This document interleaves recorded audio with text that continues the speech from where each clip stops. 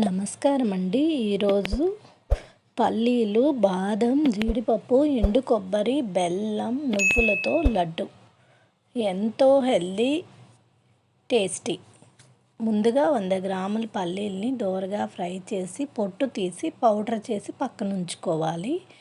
100 గ్రాముల బాదం, ఒక చిన్న కొబ్బరి చిప్పను సన్నగా కట్ చేసుకున్నాను. బాదం నానబెట్టి పొట్టు తీసి ఈ విధంగా దోరగా చిన్న మంట మీద ఫ్రై చేసుకోవాలండి. నానబెట్టి పొట్టు తీసిన బాదం కొంచెం ఎండలో పెట్టి ఫ్రై చేసుకుంటే త్వరగా వేగిపోతుంది. అందులో చెమ్మ లేకుండా వేయించి విడివిడిగా ఎండు కొబ్బరిని విడిగా, బాదం విడిగా పౌడర్ చేసి పక్కన ఉంచుకున్నానండి. చాలా చిన్న మంట మీద వేయించుకోవాలి, లేదంటే మాడిపోతాయి. అదేవిధంగా జీడిపప్పును కూడా వేయించుకున్నాను.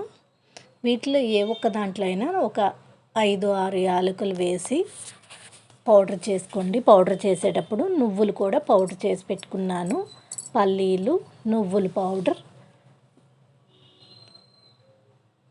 ఎండు కొబ్బరి, బాదం, జీడిపప్పు, బెల్లం ఎంతో ఆరోగ్యంగా, ఎంతో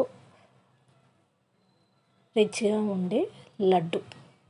దీంట్లోకి ఇప్పుడు నెయ్యి వేసేస్తున్నాను. నెయ్యి వేసి వీటన్నిటిని బాగా కలిపేసుకొని ఉండలు కట్టుకుంటే ఇవి పిల్లలకి ఇస్తే ఎంతో ఇష్టంగా తింటారండి.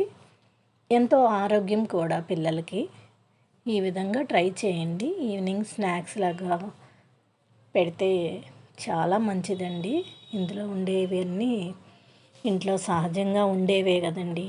ఒక్కసారి ట్రై చేయండి.